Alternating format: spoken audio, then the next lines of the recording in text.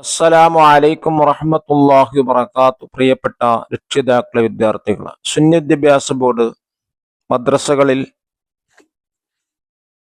2024 മൂന്നാം ക്ലാസ്സിന് വേണ്ടി നടത്തിയ വാർഷിക പരീക്ഷയുടെ തജ്വീദുൽ ഖുർആനിന്റെ ക്വസ്റ്റ്യൻ പേപ്പറാണ് ഇവിടെ നോക്കാൻ പോകുന്നത്. ഇൻഷാ അല്ലാഹ് ഉപകാരപ്പെടും. അല്ലാഹു തൗഫീഖ് നൽകട്ടെ. നമുക്കൊന്ന് വായിക്കാം. ആദ്യമായി കോളത്തിൽ ശരി അടയാളപ്പെടുത്തുക. ഒന്ന്, സാക്കിനായ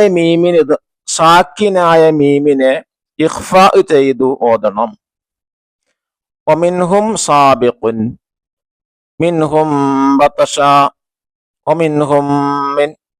ഏതാണ് ഉദാഹരണം? ഉത്തരം ഏതാണ്? മിൻഹും ബതശ. രണ്ടാമത്തത്, തൻവീനിനെ ഗുന്നത്ത് കൂടാതെ ഇദ്ഗാം ചെയ്യണം.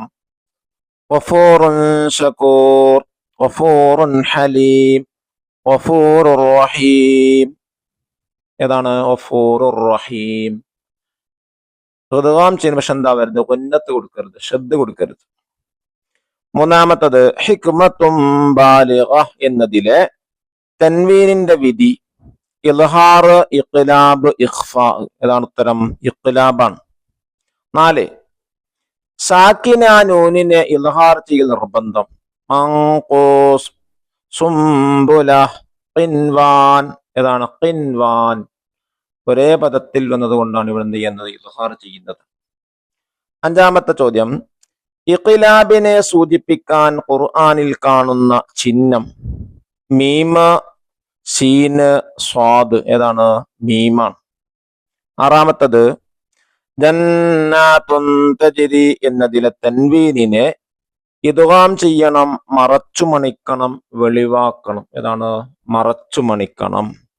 ചോദ്യം 7, നിർത്തൽ ഏറ്റവും നല്ലതെന്ന് സൂചിപ്പിക്കുന്ന മീമ്, ഖില, സ്വില. ഏതാണ്? ഖില എന്നുള്ളതാണ് നിർത്താൻ നല്ലത് എന്ന് സൂചിപ്പിക്കുന്നത്. എട്ടാമത്തത്, ഈ അക്ഷരങ്ങൾക്ക് മുമ്പ് വന്ന തൻവീനിനെ ഇഖ്ഫാ ചെയ്യണം. ബാ, വാവ്, ലാമ്, റാ, ഷീന്, സ്വാദ്. ഉത്തരതാണ് ഷീന്, സ്വാദ്. ഒമ്പതാമത്തത്, സാക്കിന മീമിനെ വെളിവാക്കി ഓതണം. ലഹും വലഹും ഫീഹ, ലഹും ബിഹി. ഏതാണ് ഉത്തരം? വലഹും ഫീഹ. സാക്കിന മീമിന് ശേഷം ഫാ എന്നതുകൊണ്ടാണ് ഇൽഹാർ ചെയ്യുന്നത്. പത്താമത്തത്, തൻവീനിന് ശേഷം ലാമ് വന്നാലുള്ള നിയമം ഇദ്ഗാമുൻ ബിഗുന്ന, ഇഖ്ലാബ്, ഇദ്ഗാമുൻ ബിലാ ഗുന്ന. ഉത്തരം ഇദ്ഗാമുൻ ബിലാ ഗുന്ന. ഇനി ചേരുമ്പടി ചേർക്കുക. 11ാമത്തത്, തൻവീനിനെ ഇഖ്ഫാ ചെയ്യണം. ലിത്തറഡി, മാ അൻ സജ്ജാജ.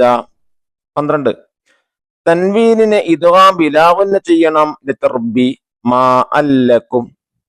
13, തൻവീനിനെ ഇഖ്ലാബ് ചെയ്യണം. ലിത്തറിയ, മാ അം ബിഖദർ. 14, തൻവീനിനെ ഇദ്ഹാർ ചെയ്യണം. ലിതർസി, മാ അൻ ഹമീമ. അപ്പോഴാണ് ഇഖ്ഫാ ചെയ്യേണ്ടത്, എപ്പോഴാണ് ഇദ്ഗാം ബിലാ ഗുന്ന, ഇഖ്ലാബ്, ഇദ്ഹാർ എന്നീ കാര്യം മനസ്സിലാക്കിയാൽ തീർച്ചയായിട്ടും എളുപ്പത്തിൽ തന്നെ ഇത് മാച്ച് ചെയ്യാൻ കഴിയും. ഇനി നോക്കൂ, പൂരിപ്പിക്കുക.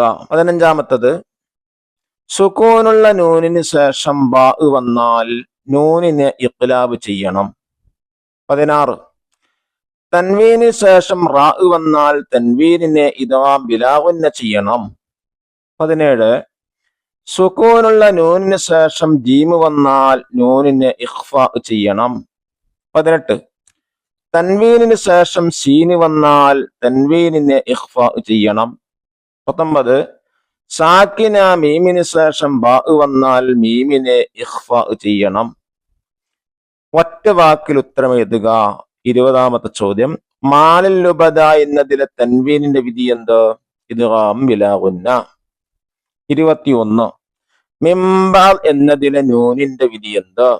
ഇഖ്ലാബ്. 22, ദുന്യ എന്നതിലെ നൂന് ഇദ്ഹാർ ചെയ്യുന്ന വിധി നിർബന്ധം.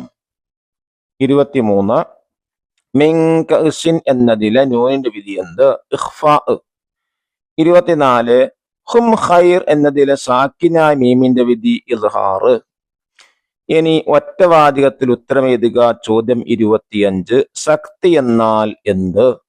ശ്വാസം വിടാതെ അല്പം അടങ്ങുന്നതിന്. 26ാമത്തെ ചോദ്യം, സാക്കിനായ നൂനിനെ ഇദ്ഹാർ ചെയ്യൽ നിർബന്ധമാണ് എപ്പോൾ? സുക്കൂനുള്ള നൂനിന് ശേഷം അതേ കലിമത്തിൽ ഇദ്ഗാം ബി ഗുന്നയുടെ അക്ഷരം വന്നാൽ.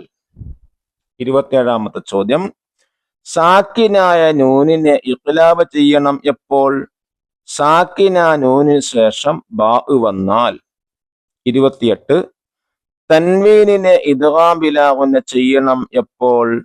തൻവീനിന് ശേഷം ലാം റാ എന്നിവ വന്നാൽ. ഇനി അവസാനത്തെ ചോദ്യമാണ്, 5 വരിയിൽ കുറയാതെ ഉപന്യസിക്കുക. 29, ഖുർആനിൽ വഖഫ് ചെയ്യൽ, അതിനെ കുറിച്ചാണ് ഒരു പാരഗ്രാഫ് എഴുതുക. ഖുർആൻ ശ്രദ്ധയോടെ പാരായണം ചെയ്യണം.